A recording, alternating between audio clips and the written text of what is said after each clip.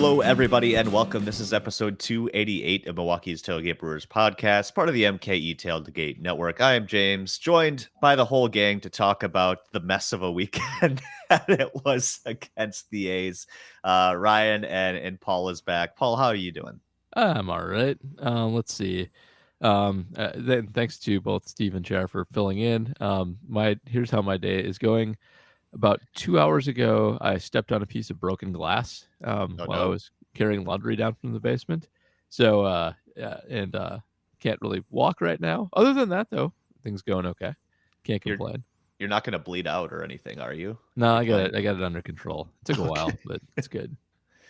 Oh boy, I tend to be a bleeder, so that It was a kind of good. gets me It queasy. was a. Yeah.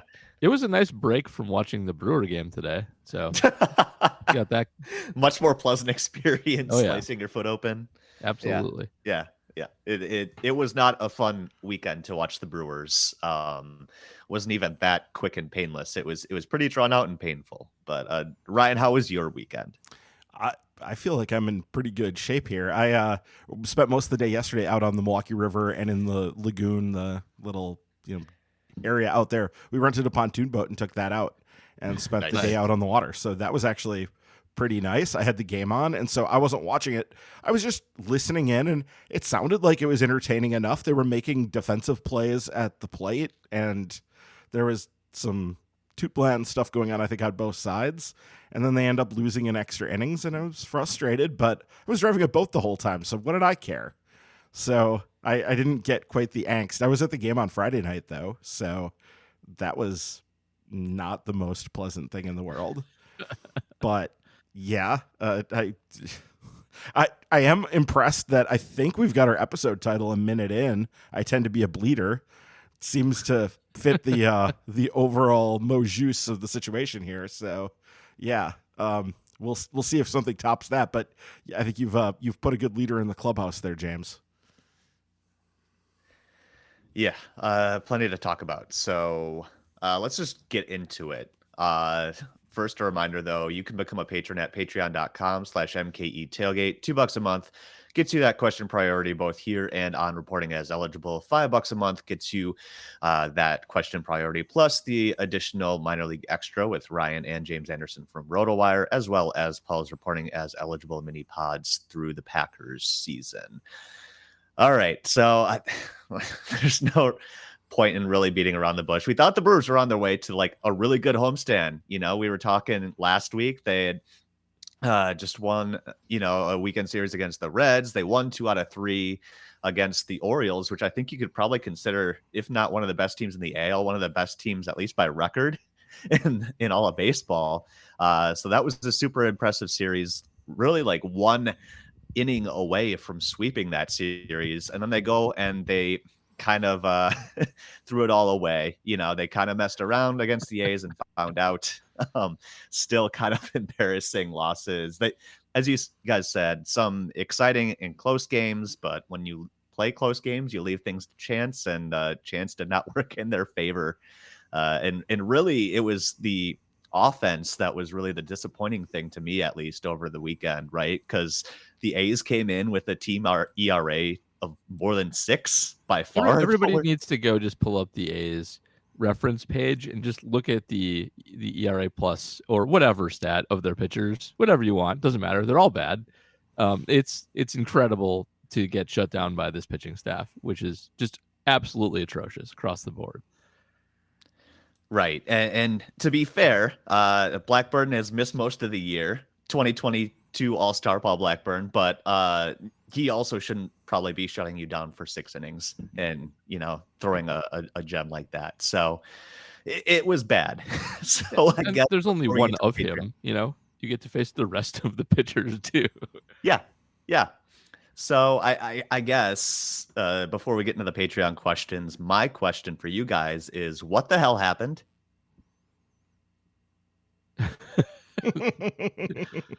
They're not a good offense. They can get shut down by literally anyone, and they did. That's what happened. Like, it's not any more complicated than that. Yeah, I would say that pretty much sums it up. The offense we know is not all that good this year, and it's certainly not as good as it was last year. And basically throughout most of this time period that Stearns and Arnold have been at the helm, this is kind of a low ebb point, and some of that is obviously the injuries that they've sustained and all of that, but some of it is just they have some talented players like Joey Weimer, who had, obviously the Joey Weimer game. That's what I was hoping we were going to be spending tonight talking about back on, Tuesday night or whatever, because the Joey Weimer game was a thing, right? Like, we shouldn't forget about that.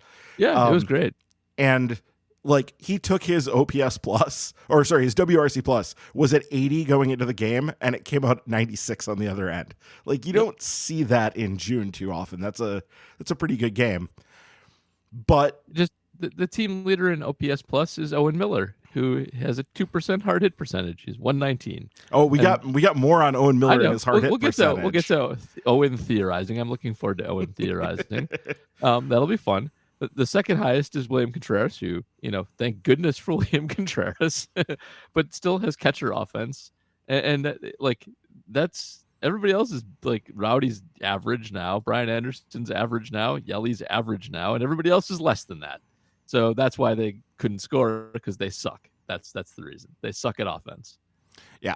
So it really is. I don't know if it's going to, for this year, I'm not sure how much better it can.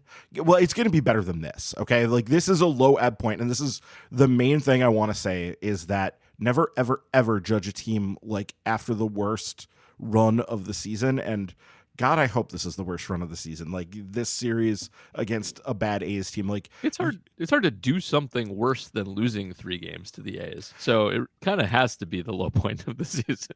But it's also 3 games, and like, any stupid thing, it's baseball, so any stupid thing can happen in 3 games. Like, that's just how baseball is. 3 out of 162, you're going to have weird things. And the A's seem to be in maybe their best run of the year. I mean, certainly the Brewers helped them out on that, but like, they had won 2 of 3 series coming into this, which was something they hadn't really done all year. Because they had just they came from Pittsburgh, where they'd won 2 of 3, and the 2 series before that, they beat the Braves, right? Yeah. Okay. Yep. That's so right. They're kind of in that time period where things are clicking for them.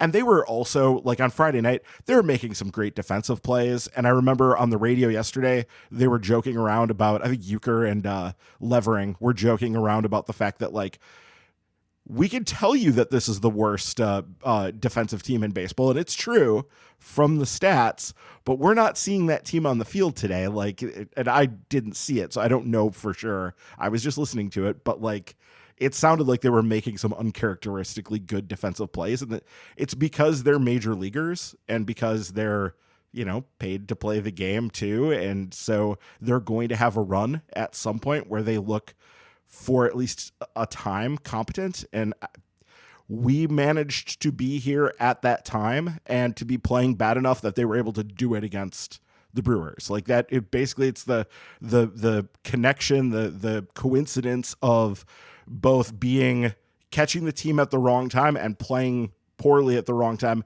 And there wasn't really an indicator coming in that they were playing poorly.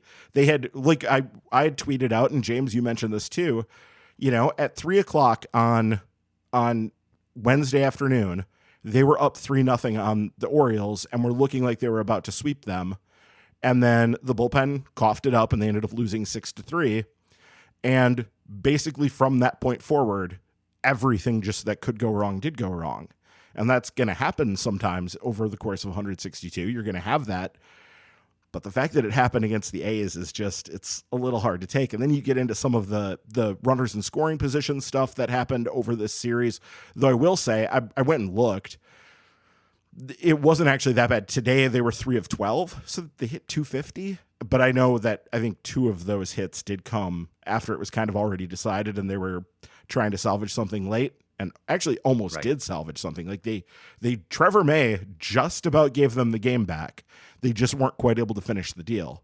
So it sucks.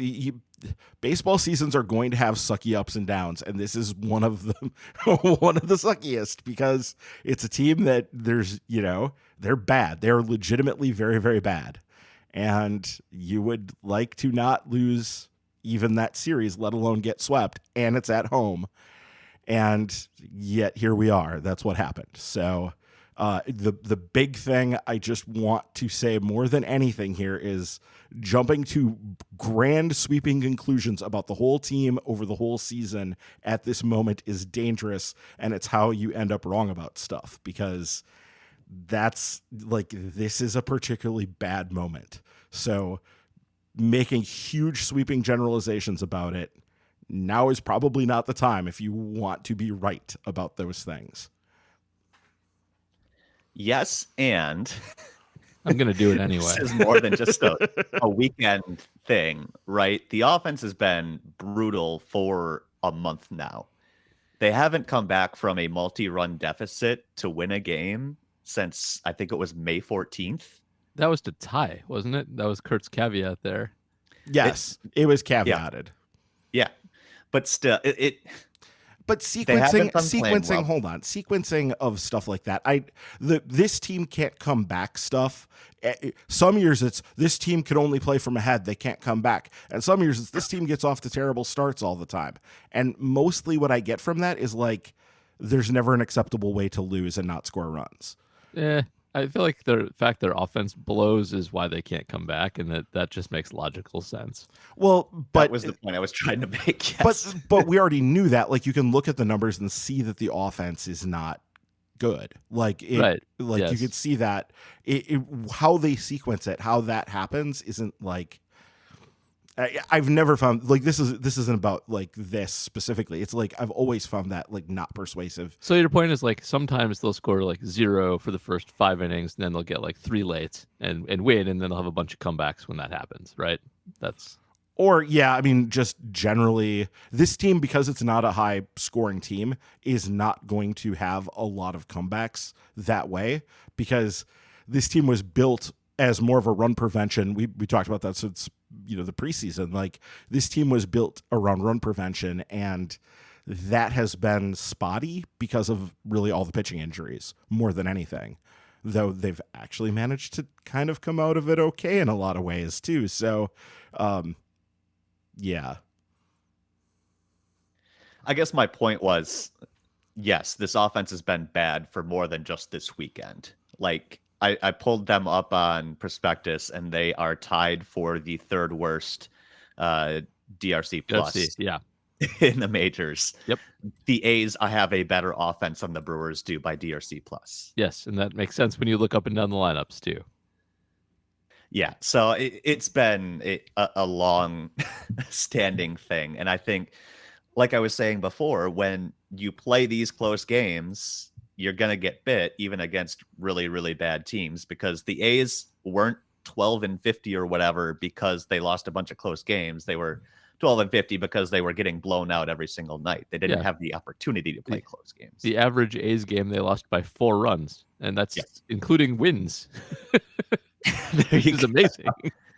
That's very bad. So I guess that'll lead me to our first Patreon question from Jay Google, asking, did you guys forget Oakland was a real MLB team? And I know you guys didn't, but do you think maybe the Brewers did for a second there?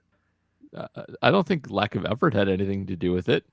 So no. And I also disagree with the premise of the question. They're not a real MLB team. Like, that's not the case. They are a team of AAA players and worse. And that's why no one has swept them this year. And they've only lost a couple of series, and they've been outscored by 200 runs. Not anymore. But like they're orders of magnitude worse. They were orders of magnitude worse than everybody else. They've actually been making some headway and catching up to the Royals, which is its own problem. But yeah, they're really bad. Even if you play badly, you should still win the series against them. So this is just when you have a bad offense, it makes you vulnerable because you give up a couple lucky runs and you're toast. And that happened to them, and it happened to them, and then they kind of fell apart, and they had a lefty starter that they faced, which turns the Brewers into the A's. And that's how that went. It's nothing to do with effort or looking past them at all. It's just that the Brewers are super flawed, and that makes them vulnerable to everybody else in the league. Yeah, I'm looking up and down their BREF page here, and I'm kind of Ryan Noda has a 146 OPS plus. Yes. I had never heard of Ryan Noda before this year. Like most of these guys I know of, a lot of these guys have been, obviously Jace Peterson was on the team. JJ Bleday was a 4th overall pick. We just traded them. Esther Ruiz. Ramon Laureano was a solid player for them a few years ago before getting popped for PEDs. Brent Rooker was a guy I had on my dynasty team for a while and then dumped him. And now of course he's turned really good because I dumped him. So like, yeah, I'm looking, and Shea Langoliers was a good prospect that they got back in one of their trades. Forget which sell trade it was, but it was one of the many sell trades they'd made. It was one of the ones with the Braves. Yeah, so named after I the worst Stephen King movie, but that's all right. So yeah, looking up and down at the lineup, like there's names I recognize here, and I'm actually shocked. Noda and Rooker at 146 and 147. That's a better middle of the order than we have.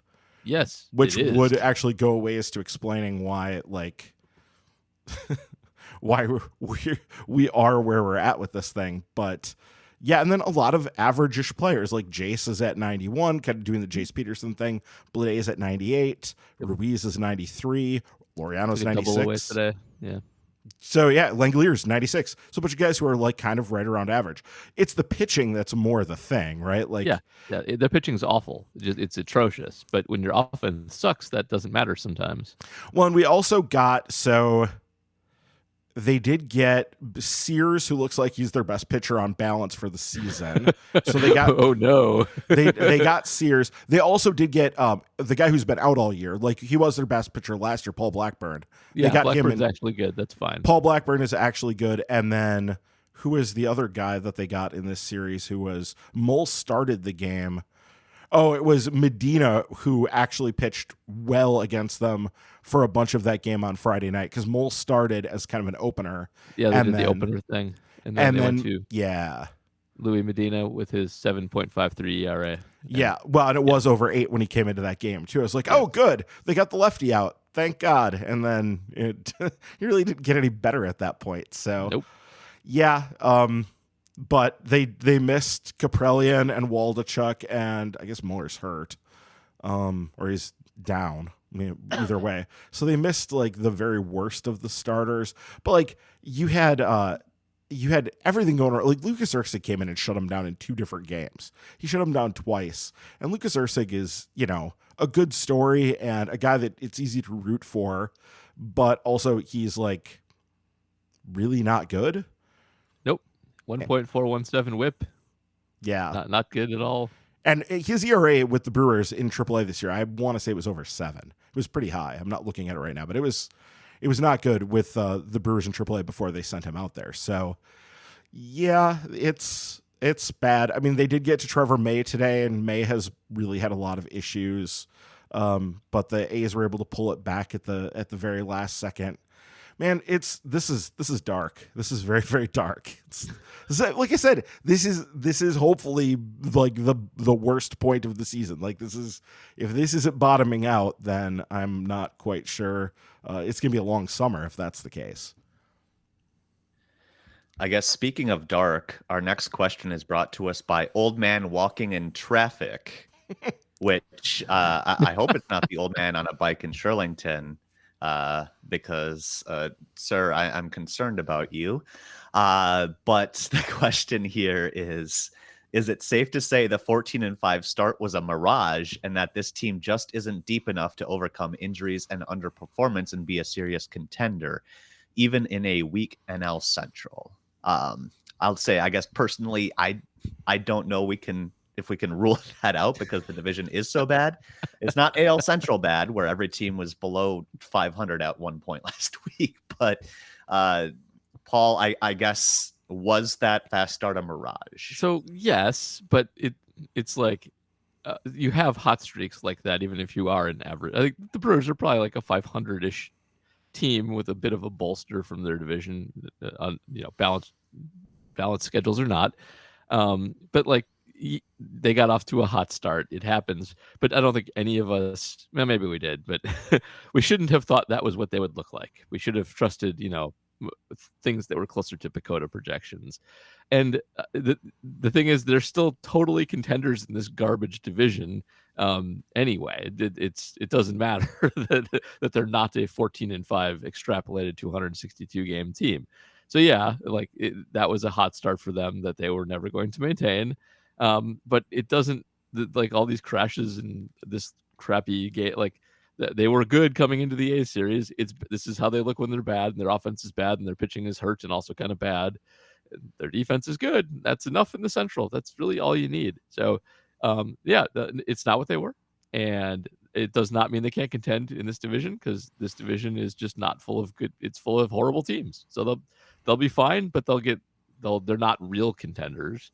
They're like NFL wild cards who will get annihilated by actual good teams. So that's what you got here. But if you make it into the playoffs, you can win. I don't. So yes, but I don't think so. I don't think that's true anymore. I mean, think the Braves just did it 2 years ago as the worst that's team fine, in the and the playoffs. A's just swept the Brewers. That's also true, and yes, Yeah. that happens sometimes. But like, the Brewers aren't good. Like sometimes you're a wild card or whatever we'll call them these days. That's a good team that gets in because there's a better team in your division, and but like. Nobody as flawed as the Brewers is going to win the World Series. It's not going to happen. Like they're going to get beat by a better team playing ideal baseball in October. Well, this Brewers team that's on the field today, yes. The team that the Brewers could put on the field in 2 months, maybe significantly different. Well, JR talked about that on last week's show, that there's probably going to be a pretty big roster churn here, and we know there's a coming roster churn. We can actually talk about that a little bit. Like there's going to be quite a few different faces in there shortly. But to go back to the question, I want to say, so Mirage, I take your characterization for it, Paul, which is like a middling team is going to have a run where they go 14-5. Like that, it's baseball. That's just what happens. So Mirage isn't quite the right word for it, but like that's just sort of what happens. But I would say where he says this team just isn't deep enough, I would say the opposite problem is true. This team has depth. This team has boatloads of depth. We've seen this team has been saved by their depth, by the fact that not only the guys that they had that we thought were depth, but the guys that we didn't even think were depth, like Colin Ray and Julio Teheran, who just came out. Julio Teheran. Woo. Yeah, like and Owen Miller and all these guys, like they have had their ass saved this season by their depth.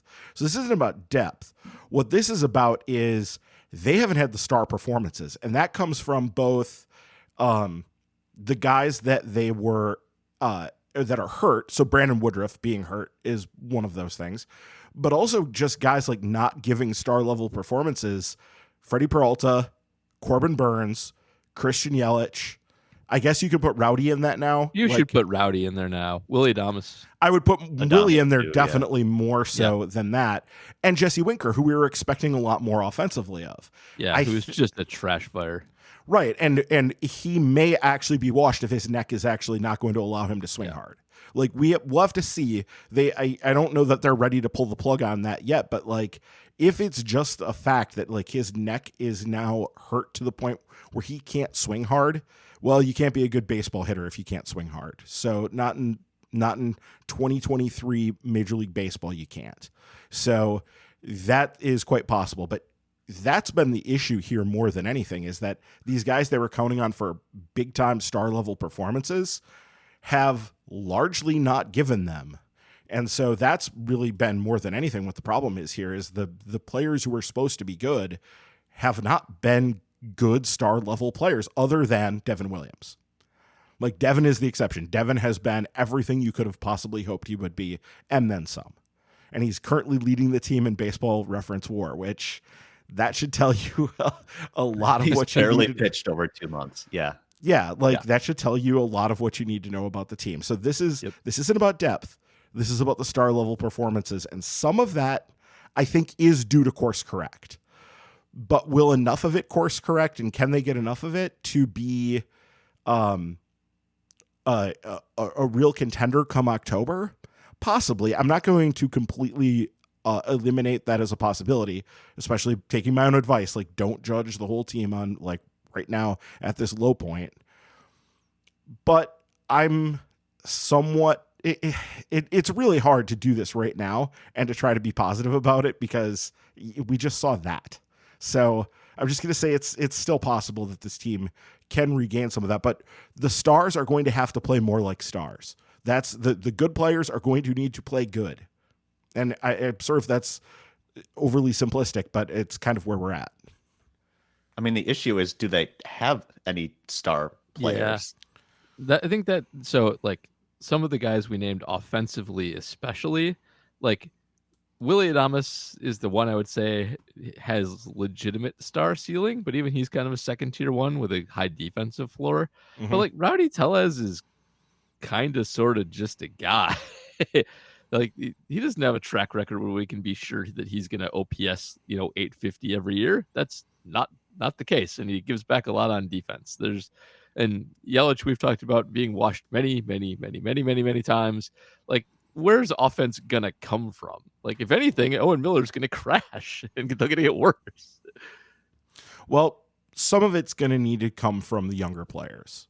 We saw the Joey Wiemer thing. If he continues to improve and we get something like a good Joey Wiemer, Sal Frelick is playing now, and he hasn't gone to AAA yet, but he did hit a double today. I don't know what the double looked like, but I have my hopes that it indicates that like his hand is feeling okay, and we could potentially see him after a couple weeks in AAA showing he's ready to go. But he also has a limited ceiling just because the power isn't real big. Like the problem here is power, guys. Like the power is the problem with this club. They're not hitting for the kind of power they did before. And you know what still baffles me though? They're seventh in home runs. Oh no, they're not seventh. I don't. Oh no, I saw that today. Okay. No, they're league average. They have 74. They have 74 home runs, and that's like exactly the league average coming into today. And I was like, how the hell is that possible? That doesn't seem like it makes any sense to me. But they don't hit doubles. Yeah. Well, and the batting average is dragging down some. Yeah. We know the problems. We've talked about this many times before. Just listen to old episodes if you want to know that. Yeah. But yeah, I mean, the Yelich thing continues to be weird, though. Honestly, again, if we can get the 350 on base percentage out of him, which is where he's at, coming into today, that's a viable top of the order hitter to sort of start things off. You can work with that as a thing. It's just, where else is prodigious power going to come from? I don't know. It feels like they need to add a guy. I brought up, you weren't here for it, Paul, but I brought up Eloy Jimenez. If the White Sox were to put him on the market this summer as a guy that the Brewers could potentially get, but then immediately you go, well, but he's always hurt. And they have that already. He is. So that's the highest slugging on the team is Owen Miller too. Like he's like a curse on the team. What's the highest? It's got to be Rowdy, right? ISO. Highest ISO. Yeah, it's Rowdy. It's got to be. It's over 200. I don't have a good ISO stat pulled up. Apologies. I did not have the Fangraphs Brewers pulled up. Yeah, Owen Miller's is like 130, and Rowdy's up over 200 in terms of ISO. So isolated power is just you take the slugging minus the batting average to get an idea of how much pure power the guy is hitting for. So, yeah. All right, let's move on. So another question from Jay Google here asking, going forward. So he says the next 6 series are versus contending teams. What would be more likely? The Brewers stay in first place or fall behind the Pirates and the Reds? And I will say, while that is technically correct, that stretch includes 2 games against the Twins, who are directly at 500. The Pirates, who are 34-30 at this moment. The D-backs, who are legitimately good. The Guardians, who are 31-34. And then the Mets, who are 31-35, and then the Pirates again. So technically contending, but also not great quality, especially considering a lot of them are the AL Central. So I guess, Paul, if you were to bet on it after this stretch, are the Brewers still in first place? I would bet no, but I think it's really close. And kind of the only reason I would really bet no is that I think that there is likely to be churn in the Central. Like, not that Cincinnati's any great shakes either, but like Pittsburgh or Cincinnati, I think, could pass the Brewers with a bad stretch. Even the Cubs and Cardinals, maybe they're not that far out. And they play they play Pittsburgh, and there's always a chance they'll just go to crap against them and lose a few games there. But on the other hand, I don't trust anybody else in the Central to be good either. So like I don't think anybody's like a sure bet to run away with it. But Cincinnati with LA and Pittsburgh going head to head, yeah, I would bet against them being in first when that stretch is done. But there's no telling. There's not a lot of quality there. They may still be fine. I would think they'll be hovering right around that point when this is all over with. It seems like that's their lot in life. And by the end of it, they should actually have a significant number of players back. Like Wade Miley seems to be probably coming back next time through after his start today. Eric Lauer does not seem likely to be coming back. So I think he's probably going to end up in AAA is the direction that seems to be trending, because he got his head handed to him today in AAA. So that seems to be going in the wrong direction. Who else is out there? Has Tyrone Taylor begun rehab? Jesse Winker has begun rehabbing. Sal Frelick is playing down in the Complex League, so he should be hopefully up at some point. Matt Bush is around someplace doing something, so that's another potential guy to add to the mix here.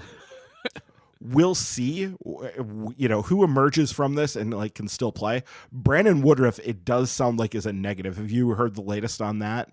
It sounds like it's probably going to be after the All-Star break now. He keeps trending in that wrong direction, yeah.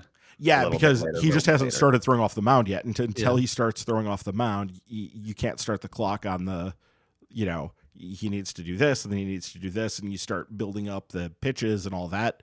Until he throws off the mound, you can't begin that. So I think they basically have to take it like a month out in advance from the time he starts throwing off the mound before he can come back. So they definitely have to be careful with him. So yeah, we will see. But I think, so they probably within a couple games of either being in first place or falling back out of first place. So either up a couple, down a couple. That seems like the most likely range that they'd fall in. All right. Next up is Price Trozen with a pair of questions, one about offense and one about the bullpen. So first one is, do the Brewers have a coaching problem in the batting department? What can be done? And secondly, who is your recommendation to be the setup man or solving the 8th inning conundrum? The Brewers are second worst in the league in runs given up in the 8th, behind only the Oakland A's. So I guess, Paul, first of all, I know you're typically not a fire the coaches guy, especially fire the hitting coaches guy, but you were saying maybe you're thinking differently now. They're too weird. Like there's too much weird Brewer crap on hitting, and I don't like it. I think that they should do an organizational turnover. I don't think their philosophy works particularly well. I don't like the reverse platoon splits. I find it annoying. I think it is a symptom of a weird philosophical bent that they have. And guys never, there are exceptions. I'm sure Ryan will point them out. But guys tend not to, maybe not.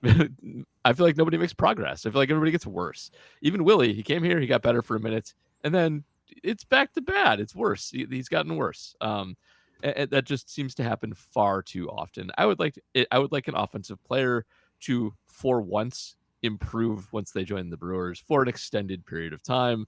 That would be nice. That would be lovely. But like there's weird crap there. I need to see normal platoon splits, and I need to see guys actually improving at some point. Make that happen. So like, when exactly did Connor Dawson and Ozzie Timmons come on board with the Brewers? It was after the 2021 season, right? That was when Yes, it was spring of 22. Yeah, it was spring of 22. Yep. So those guys have been here 2 years. I don't know exactly. So the fact that there's two of them makes this a little bit difficult because, my understanding is they have kind of different areas of expertise. Dawson is very much like the pregame planner, if I understand this correctly. Like Dawson is the one who is helping them like scout the opposing pitchers, sort of get a plan at the plate, like developing that sort of thing and what they're going to do. And Timmons is more of like the mechanics guy and like the I think more of like what the traditional role of the hitting coach is, perceived to be, like the guy who's in there working with guys in a cage, like that sort of thing. And I'm sure they both do both things, but I think that's kind of largely the division of labor in this situation. And so it's hard to say exactly what the thing is. And this is also one of those things where, on one hand, being on the outside, it's very, very hard to say exactly what the situation is. And also, oftentimes, hitting coaches get fired when the hitting isn't as good as it's supposed to be, through no fault of the hitting coach their own. It's just they do something different to shake things up. They go a different direction to try to do something different. And if that is called for in this case, it's kind of hard to say from the outside, like if that's what they need to do. But I don't know that it would be some sort of magic bullet, right? Like this is going to be some magic cure-all that they're just going to fire a guy and put in a new guy, especially because it's two guys. So that could get awkward too. If you keep one and fire the other one, well, what does that say? And you potentially can cause unhappiness. And I don't know. I kind of doubt that they're going to fire one of them in season. And if they do get fired, it's probably both of them, right? Like they probably have to get rid of both of them at the same time. I don't even know. Maybe. Who knows? Most teams don't do this, so I don't think there's a protocol for it. Well, no, I mean, teams fire pitch or hitting coaches all the time mid-season. Teams fire pitching coaches. Most teams don't have splits multiple though. Well, they do now. This is having multiple hitting coaches, multiple pitching coaches. This is pretty common now. But it's just not historically that common. We don't have years of experience to look on for this because it's a pretty new phenomenon. Like within the last 3 years phenomenon where everybody started to hire multiple hitting coaches. Just remember, it was the Giants in 2021 that after the Giants in 2021 had 60 coaches, and that's barely an exaggeration. Everybody started to hire 60 coaches. That was the new market inefficiency, was get yourself 60 coaches and have somebody for everything. And so we don't have a huge history to fall back on that way of exactly how this would work in this case, right? That. I'm not sure exactly how this would work is what I'm saying. Right. And I think too, to Paul's point, the issue is more an organizational philosophy. This is why I was when they fired the last hitting coach at the end of 21, it was sure, but unless you're changing the organizational strategy, it's not going to do much. Yeah, my problem isn't this guy is not, except for Yelich. This is my problem. But everybody else, my problem is not they're not instructing them correctly on how to fix minor problems with their swings. My problem is that righties aren't mashing lefties. That's a different problem. That's not an individual coach problem, right? And it's also a personnel issue because this is not new. Brian Anderson having reverse platoon splits, Willie Adames having reverse platoon splits. These are not new phenomenon. They didn't come to the Brewers and learn that that's the way to do things. They were always that way. So some of this is player selection, not player coaching, right? So we have to make sure to try to keep those things separate too, because if you pick a guy who has traditionally reverse platoon splits, he's probably going to continue to have reverse platoon splits. But not always. Sometimes those regress to the mean and go back to the way they're supposed to be. And I think that goes back to it being an organizational philosophy issue too, right? If these are the players they're choosing, it's something that's wrong with their philosophy.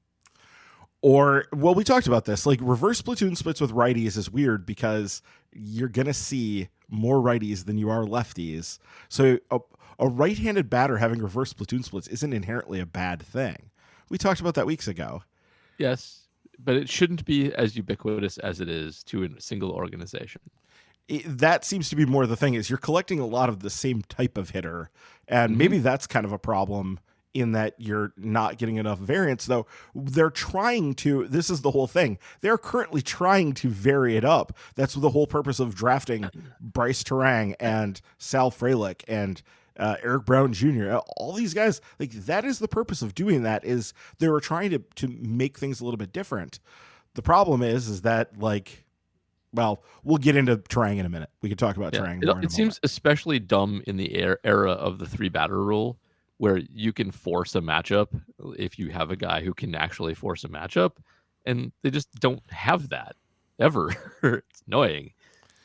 Yeah, it also, they've had to, because of all the injuries, they have had to do a lot of mixing and matching. Guys are playing maybe in more or in positionally, like they're probably in there more than they would like them to be. I mean, this team is probably fairly different if it has Garrett Mitchell out there in center field and Joey Weimer as the primary right fielder. Things are probably working a little bit differently in terms of daily lineup construction and all that stuff. But before we go on, we should do his second question here, which is what to do about the 8th inning. And this is, I think we could just say this is pretty easy because they have 3 guys, and I don't know what what today's misadventures may have done to these numbers, but Bryce Wilson has a 2.70 ERA, Joel Payamps has a 2.67 ERA, and Elvis Peguero has a 2.38 ERA. Those all seem like guys who could move up. Strzelecki probably not in leverage, especially late leverage, like the 7, 8, 9 for a little while here because he has sort of consistently had issues. I was talking with somebody about this though, and like, you know what Strzelecki does have? A low whip. So he's not actually putting a lot of batters on, and you look at his FIP, this is all coming into today, but his FIP coming into today was 341. His whip was 1.12. So he's fine. Like he's probably not actually this bad and is in a bad run right now. But when you have relievers in bad runs, you move them down in the pecking order until they start to, get outs consistently again. And then they move back up the pecking order. It's just, that's the bullpen shuffle. It's how it works. You know what's going to happen is Matt Bush is going to come back and take that spot, right, Ryan? Yeah, it could be. We'll see what his stuff looks like. If he's got the crispness back to his stuff that he didn't seem to have those first couple weeks, that could be a real help to them in that spot. But if he's pitching like he was then, it's not a help to us because he was giving up home runs like every time he pitched, and that wasn't helpful. So I like Payamps still in that spot. Small sample size issues notwithstanding, he walks people almost not at all. He has a great strikeout to walk ratio. He has very limited platoon splits. I like him there. Elvis Peguero, by the way, has reverse platoon splits because of course he does. So yeah, the strikeout to walk ratios on this team, man, in the bullpen, Payamps is 5.5, so 5.5 walks to everyone. Strzelecki's at 4.83. Like he hardly walks guys at all and does a good job striking. I'm sure that's why they've continued to trot him out there late, even though it really hasn't gone well. Just because of that. Hobie Milner's even got a 4.0. So they're doing a good job of not walking guys is really the big thing. All right. Moving on, we've got a question from Brian Polakowski. So he's asking, regardless of Counsell missing Sunday's game for his son's graduation, what do you guys think the likelihood that Pat Murphy takes over full time for Counsell absent an extension next year? I don't know about this one. Murph seems like he's kind of tied to Counsell, and he's been around forever. Paul, what do you think? I don't know Pat Murphy from Adam, and I suspect that they go on your typical search for other guys to actually fill that spot. So I would say almost no chance. Yeah, Pat Murphy's 64 years old and had heart surgery 2 years ago. Post-pandemic, at least, he had heart surgery at one point. So, yeah, I would say that's almost no shot that Pat Murphy is the guy. I think he's there because Counsell likes working with him and because he works well to bounce ideas off of Murphy. So I think that's why he's there, not that he's some sort of person in waiting. I would expect we end up with a manager who's under 40 and has been in one of these roles where they're like a front office to dugout liaison type. The way that, which is what Counsell is too, right? Which is what Counsell was. He literally was that before he came over here. And a lot of guys, in this current sort of generation cut their teeth that way. So yeah, I would expect that, not Pat Murphy. All right. Up next, the promised Owen Miller question. Dave Pensorn asking, can someone explain Owen Miller, the StatCast enigma? Paul, we kind of talked about this. So I wish I had like a really good answer for you, because usually when you see something like this, there kind of is one. Like all of his fly balls left the park, or he just has a crazy high BIP. Something like that, but that's really not the case. His BABIP's a little high. That's part of why his average is okay.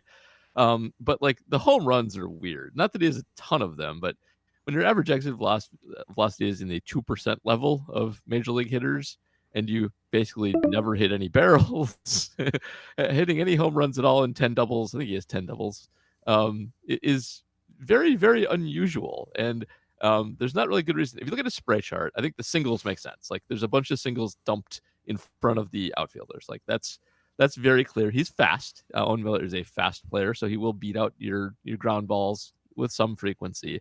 But the home runs are nuts. They're just, he has just stepped into a few and gotten them out, and the rest of the time he's just dinking and dunking all over. So like the power, I suspect, is what dries up. Like if he keeps like legging out a whole bunch of singles, that wouldn't be that surprising. And he's okay, like discipline wise, not great. No, yeah, he's really not actually. Well, the chase rate is high, but the whiff rate is low. Whiff rate is low. Yeah, the whiff rate is good. So there's that. He's got that going for him. But I do think he's just stepped into a few more balls than you'd expect, and he will go back to being a slappy singles hitter most of the rest of the season. Yeah, the thing that worries me the most here is the 7th percentile in walk percentage. Yeah, that's not good. It really sticks out on the chart too. Everything is really, so he's very dependent on hitting the ball in play and getting it down to get the ball in. And the spray chart does look good. It's really from foul pole to foul pole, and it seems to really kind of be clustered up the middle. That is somewhat encouraging. It makes him very difficult to play in any sort of a shift or anything like that. So that part of it is kind of encouraging. You like to see that. But really, he's just a sort of average hitter who is on an all-time heater right now. He's just, he's hot, and everything he's kind of doing is working. And I wouldn't expect that to last because the underlying skill set, like we said, he's not hitting the ball hard very consistently. He's not taking walks. He is doing a good job of avoiding striking out. Like, we'll give him that. But his chase rate is a 29th percentile. So that's not all that good either. And so he is, there will be times when he's very easy to get out. What's going to start happening is he's going to start making contact with a lot of balls that aren't really in the strike zone, and is going to softly, ground them out a bunch. That's what's going to happen here. That is happening now. That is what is happening currently for the most part. Just not. I think the main thing here with the power, he has 14 extra base hits and he has 6 barrels. Like, that's just. I'm seeing a lot of a lot of shallow doubles down the line that probably factors into that sprint speed there, right? Sprint speed doubles, dink doubles, that kind of thing. But he does have 3 that appear to have hit off the wall. So like in the gap. I want to go watch the opposite field one because I can't imagine what happened to it. Yeah, he is the reverse Christian Yelich. Like, this is it's kind of like Christian Yelich's evil twin here. And ironically, I would much more bet on the Christian Yelich formula working and having some upside as opposed to this, where I think he is absolutely maxing out what he's capable of right now. Yes, 100%. Like, this is the peak. This will be the thing that he remembers when he is a little old man living in Fredonia again. Like, he's going to remember that first 2-3 months of 2023 where like everything just worked for him. Yeah, this is not Owen Miller building on something and turning into some 25-30 home run power guy. Not happening. I will say, though, it was mentioned on the Minor League Extra a while back now. James said, Owen Miller was a guy he liked as a prospect at one point. Not for quite a while. It's been, 3-4 years at this point or whatever. It's been a minute since he really liked him as a prospect and doesn't think this is sustainable, I don't believe. Though we haven't discussed it lately, I guess. But I feel pretty safe in saying I don't think he believes this is sustainable. But there was something there. And like, he's kind of a useful utility guy because he can go and play like anywhere, really. He can play third base, second base, first base, in the corner outfields. Like, he has a lot of utility that way. And that's useful. So for anybody who was curious too, he did play quite a bit last year, and his average exit velocity last year was in the 6th percentile. So it's not like this is it's not like this is the anomaly. It is not the anomaly. This is the norm. Yeah, so I heard a joke when he was traded, and I was like, oh boy. I think I may have even retweeted it. Somebody said that the Guardians must have traded Owen Miller just to keep Terry from continually playing him. Because fans could not understand why Terry kept writing his name into the lineup card, and yet there he was all the time. So he's that kind of a guy. He's the kind of guy that managers like to write into the lineup card. Yep. He's very counsely. By the way, do you know one of the players who has a worse average exit velocity? Estuary Ruiz. And we saw him. That was the other thing about this weekend that was so annoying was like, here's Ruiz just like having an all-time series and just absolutely murdering the Brewers. Like especially Friday night, he really just every single time. And it's like, dude, we didn't even have you that long for you to like hold that kind of a grudge against us. Like you were barely with the team before we flipped, and we brought you up last September too. So like, what are you holding against us? Couldn't this have waited for a different game? Like, come on, Ruiz. Like, Rob Brian Anderson have a double today too, a run scoring double. Oh yeah, he really did. That was an Yeah. incredible defensive play. And yes, he is an incredible defender because when you're that kind of fast, you're going to be a really good defender. So. All right, next question this week comes from Luke Roy's Suitcase asking about Bryce Terang, asking how long before we see Terang again, and what does he need to do in the minors to improve? So this is actually something that we talked about last week, and JR brought up the possibility of optioning Terang once Adames and Urias got back, and lo and behold, that happened. So Ryan, I guess what were we seeing towards the tail end of his big league stint here, and what does he really need to work on in Nashville to get that confidence back? I mean, he did sting a triple and I think had another hit in his last game in the majors before being set down. So the timing of it was like a little bit weird, but somebody had to go, and it really, out of fairness, should have been him because he was the guy who was struggling the most and all of that. And I think it's worth letting Monasterio stick around for a while. Honestly, I think this is a tough situation. My initial thought was he'll probably be back pretty quickly, and that's what I put on Twitter. But the more I've thought about it, I think that the issue here is that they want him to play every day wherever he is. And I think that that's going to be difficult to do right now with this team because with Urias and Adames and Owen Miller kind of ahead of him, it's going to be difficult to get him like regular playing time at really any position. Second base, he'd be the backup shortstop, but Adames likes to play basically every day. So I think that it's going to be a little bit difficult from that perspective. And really, I don't know that there's anything specific he needs to do in AAA. I think it's more like he needs to keep seeing major league pitching. But that's a problem because right now they can't just let him face major league pitching every day, hitting the way he was. They needed to kind of change things out. So I think he's in sort of a limbo for temporarily here. He's in sort of a limbo until they have everyday plate appearances open up back at the big league level, or something approaching everyday plate appearances. And I don't see that in the immediate future here for him. So he might be down there a little bit longer than I thought.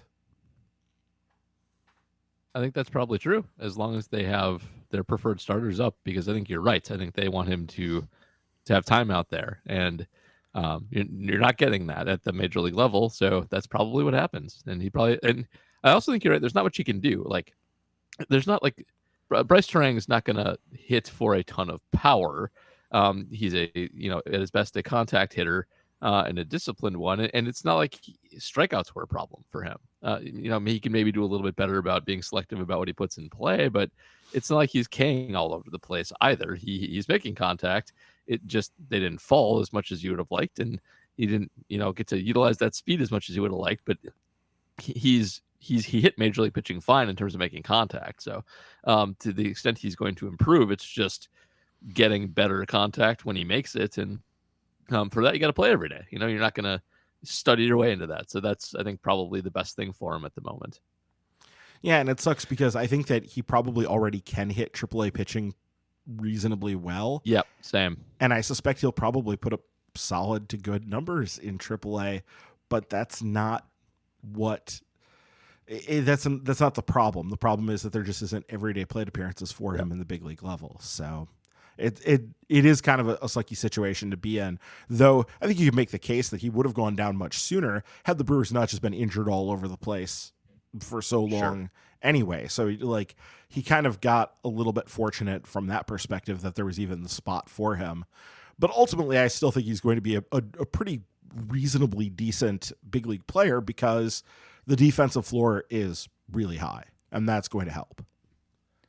Right. And we saw, too, at the start of the year, they put him on the opening day roster when Luis Urias was healthy. Urias got hurt on opening day.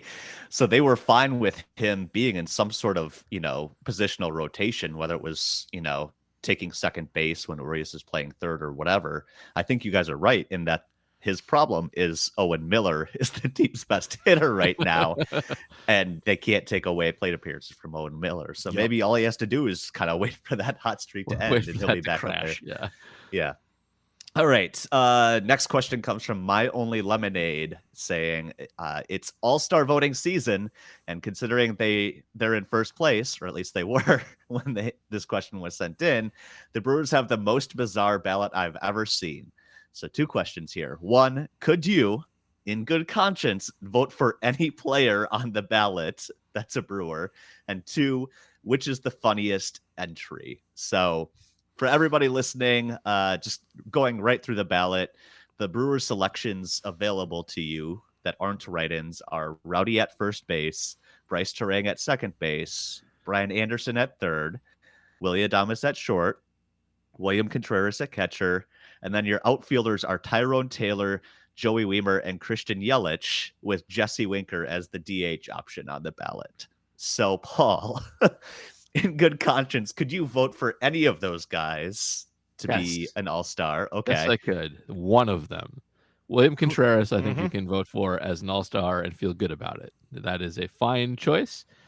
He is an above-average offensive player for a catcher. His defense has been very good. And I'm also not a believer in voting for your all-stars based on just half a season. Like, I think it's legitimate to go back further than that. And he's coming off of a very good breakout season too. So that's totally a legitimate choice to do on William Contreras. That's your answer with a bullet. I don't think there's another one. Winker's the funniest. Winker is the funniest, 100%. Yes, that is correct. Yeah, DH without a home run. Well, I am partial though to when you have guys who've been sent down voting for a guy who's like literally in AAA because they weren't good enough to hack it at the big leagues. So Terang also would kind of be funny because I think Winker's funnier than Terang is. For one thing, Terang is good at something. He's good at defense. Like you can have him. He's an atrocious hitter who's not in the big leagues, but he is good at something. Jesse Winker is the DH. he's literally good at nothing. No extra base hits. Yeah. Yes. All right. One last Patreon question before we go this week, and then we got a couple Twitters to get to. Adam Post asking, I'm assuming for Ryan, what would be the baseball equivalent to Lionel Messi's move to Inter Miami? Mike Trout to the KBO? And I tried to think of one, but that might be a good one, Ryan. Well, okay, so this is actually a well-trod path. Guys do this at the end of their career. They like to cash out and take some money. They usually go to LA, New York, Miami, the big cities, and they take their little, golden parachute and get to come to the States and do some marketing over here. David Beckham did this. Wayne Rooney did this. Steven Gerrard did this. Pele. Well, Pele was a different situation. That was a whole different era, different situation. But yes, Pele at the Cosmos was actually like that was the beginning of soccer in the United States as a phenomenon, even if it was kind of short lived. But so this is not exactly a new thing. And I would even say so in terms of quality of player, he's the best player because he's maybe the best player of all time. He's probably the best player of all time. Way better than Ronaldo. Ronaldo could suck it. So the fact that you have a guy you could make a legitimate GOAT case for coming over is, a pretty big deal. But, David Beckham was one of the biggest superstars in the world. I mean, they had a movie named after the guy. It was, yes. Beckham was a big, big, big deal. And he came over and played out the end of his career here. And so to be fair, it was an English movie. So it was. still, it did business over here. I Yeah. remember. Yeah. So yeah, like that part of it is there isn't really like, yeah, I mean, like, I guess it would be Trout going over to the KBO, but that LeBron wouldn't. going to Eurobasket or something. It's Mickey to honk ball. Yeah, actually, you know what it is? It's Giannis going and playing in the Greek league when he's like 38. That's what the equivalent of this would be, is like him deciding to go back. Well, that's also going back to a home country situation, so that's even a little bit different there. Yeah, but that's like different too. There is a difference there, but like, yeah, it's a big deal, but it's also kind of like, Messi is not the player he used to be, and who of us are when they get to be like 36 or whatever? Like he's playing out the string here and getting to. I think he has a home in Miami, and I think that's what like a big part of the attraction here was, is just gonna go hang out on South Beach a lot and like get to enjoy that life. So good for him. Good for him. Well, like these MLS deals are wild. I have other soccer friends who are trying to explain this to me, and it's basically they offer crazy things in MLS, like portions of future ownership. Like that's how they got Beckham to come over. Yep. He bought Inter Miami, right? Like pennies on the dollar, and now it's worth like $500 million. It's insane.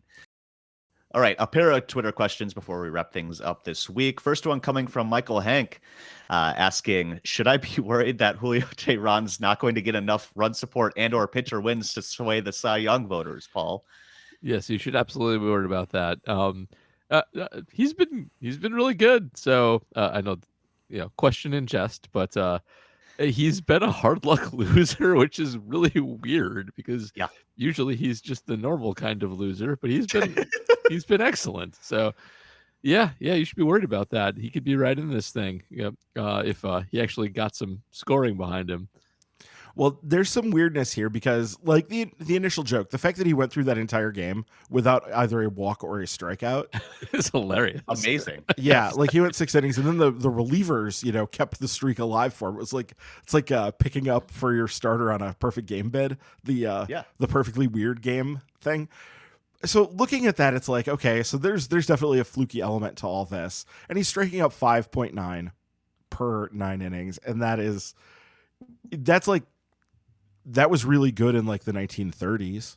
But it's almost unplayable now. Yeah, you wouldn't dream of that. Yeah. Well, but the thing that makes it playable is the 1.1 walks per 9, which gives him a strikeout to walk ratio of over 5-1, which is legitimately really good. And that's how you do this. That's actually kind of, if you guys know this, listeners, I'm sure you guys know this, but like Greg Maddux wasn't a big strikeout pitcher. Early on, he actually threw harder than people remember. But the classic Greg Maddux of the late 90s with the Braves, when he was really, really good, the reason he was really, really good was he was like never, ever, ever walking anybody. And he had, even though he wasn't striking out that many batters compared with like, even his teammate John Smoltz, he was actually just like not walking anybody. So he had a really good FIP, and that was, going a long way for him.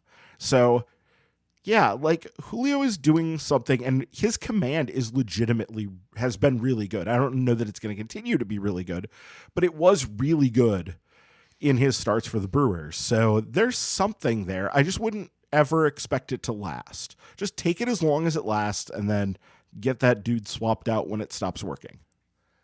Something about it feels very like 2018 Wade Miley to me, where it's like you're white knuckling through 5 or 6 innings, and you're like, okay, get him out before he blows up, and he just never does. At least to this point, I was fully expecting him to give up like 9 runs to the A's, and he didn't. So there's that. All right. Last Twitter question comes from Andy Schaff this week on Twitter, of course, saying, how many years does Matt Arnold get if they stay middling like this year and last? So kind of an interesting question. Obviously, we've talked about this kind of being one of the better stretches in franchise history, but there is kind of like this feeling of stagnation around, Paul. So like, how long is the leash if the cap is 86 wins every year? I suspect pretty long. That would be my guess. It's not failure exactly, and I'm not sure. 2 years from now, I don't think it would be enough to drive ownership to actually do the work to replace it, because it's still not terrible. I feel like you moved quickly by huge crashes, but moved slowly by hanging around contendership, and doing that, I kind of think would allow them to hang around and justify their existence, or Matt Arnold specifically existence here. So I think it's like another 5 years, like kind of a lot. That'd be my guess. Yeah, that was kind of the direction I was going to. I kind of took it as like, okay, how do I construct a scenario where he gets fired as fast as possible? Like, what is the quickest way to do that? So outside of some sort of tragedy or huge scandal, like setting those things aside, like he would basically, I think, have to be the next generation of Brewers players, all these hitters that they have, would have to basically fizzle out and be bad, and he would have to just have no sort of luck in reshaping the roster on sort of a year-to-year basis, and they just sort of consistently stagnate and get worse and worse. But that isn't exactly in keeping with the spirit of the question, because he said if they stay middling like this, so presumably like a little bit above 500. If they're a 500-ish team, then I think the leash is long. Yeah, then I do think that leash is long. So for him to keep going at that sort of level, just to kind of float around that point, it would be very hard to see it happening in less than like 4 or 5 years, and there would have to be some other sort of extenuating circumstances that would need to go into it. But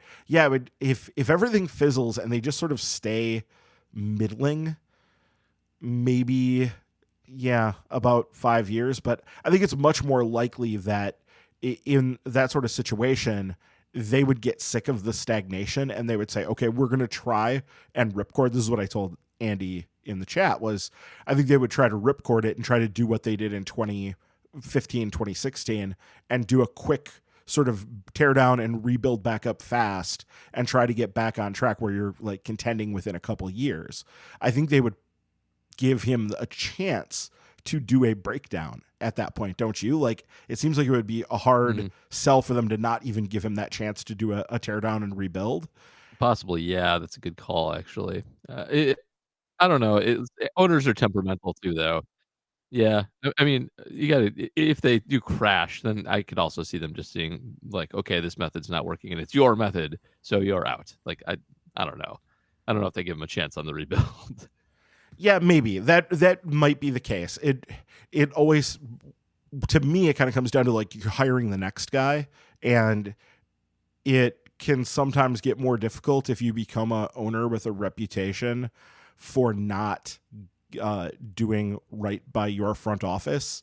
And Mark may have already picked up a little bit of that stink with how this David Stearns thing went down. I don't know for sure, but that might have happened a little bit there, because that does not seem to have been a completely amicable parting on their part, especially with him leaving early the way that he did. And we know that he refused to let Stearns interview with the Mets, that he was not okay with that. So how far he would want to push that, though, the other thing you always have to take into account to balance that out is that there's only 30 of these jobs out there. There's like 30 spots running a big league team.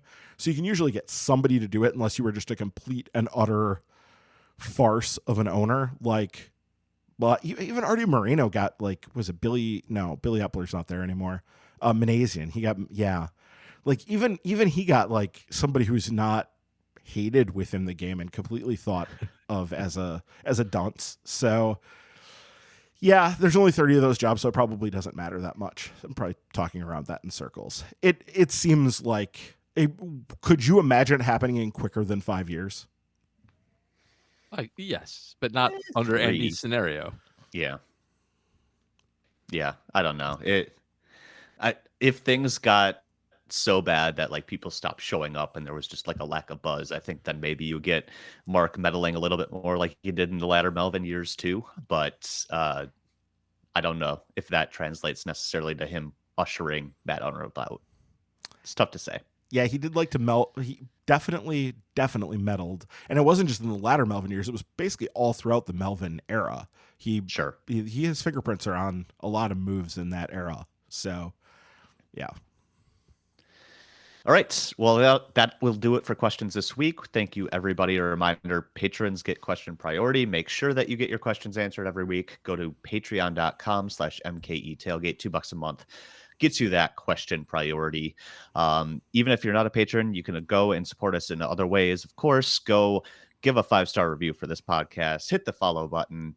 Make sure you don't miss an episode every week, for better or worse, I suppose, whether the Brewers are winning series or getting swept by the worst team in decades. So that'll wrap things up here. Fingers crossed that the Brewers can kind of just burn the tape from this weekend, rinse out their mouths a little bit, and do better against the Twins and the Pirates this week. But we will be back here next week to recap all of that. So have a good one, everybody. Thank you for listening, and we'll see you next time on Milwaukee's Tailgate.